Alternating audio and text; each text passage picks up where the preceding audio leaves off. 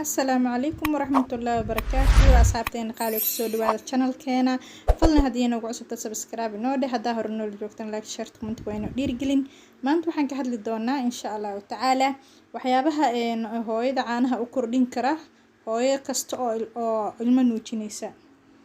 إن فاست هتر وحاكم ذا إن محيط استعماشه وحيابها عن كيميكال هن ويجرين كنينيال يو وحيابها كله laakiin waxaa aad kaaga muhiimsan adiga iyo babygaadana safe idin ah inaad isticmaasho waxyaabaha dabiiciga ah fasti waxaa kamid ah waxyaabaha dabiiciga oo hooyada caanaha u kordhin kara oo maxay ahayd xulbada ayaa kamid ah xulbada waa aad ayaa loo amaanay maasha Allah fasti ayay ka tahay waxyaabaha caanaha u kordhiyo hooyada nuujinaysa xulbada ayaa kamid ah sidoo kale waxaa kamid ah koostada ayaa kamid ah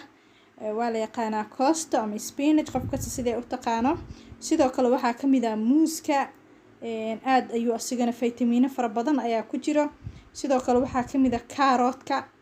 كاروت هذا اللي قوم جارو ما شاء الله هدي هذا عبيتان كديقته سيدو كله واحد كميدا بيها قنبها وحينو أقنا هاي إنه كوكوبين هلا بشيء أتكئيو طريري marka qaybta dareeraha oo biyaha ah markii saan loo jabiyo ama loo jabsho qumbaha biyaha ku dhex jira aad iyo aad ay ugu wanaagsan yihiin hooyada nuujinaysa caruurta sidoo kale waxaa kamid ah looska ma sha Allah aad iyo aad asigane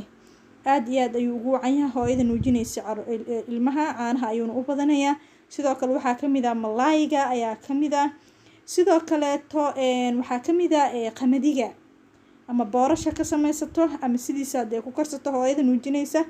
ma sha Allah waxyaabo far badan ayay maxay ugu kaaftoon sidoo kale waxa kamid ah bataati macaanka asigana lagu gaaro aad iyo aad ay ugu wanaagsan yahay hooyada nuujinaysa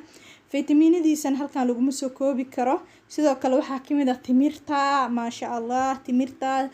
aad iyo aad ay aydan ugu wanaagsan tahay hooyada nuujinayso sidoo kale waxa kamid ah babayga ma sha Allah sidoo kale waxaa kamid ah biyaha caadiga ah intaas aan soo sheegno waxaa ku jiro waa fitamiino aad iyo aad u fara badan kobcinayna maskaxda ama garaadka ilmaha hooyadana ay ka helayso deganaan iyo maxay ahayd wixii fitamiin jirkeeda ka maqnaana u soo celinayo caanahan u kordhinayo babyga ee nuujinayso ma sha Allah mar walba waxaad ku dadaashaa qudaarta iyo waxyaabaha aad ugu muhiimsan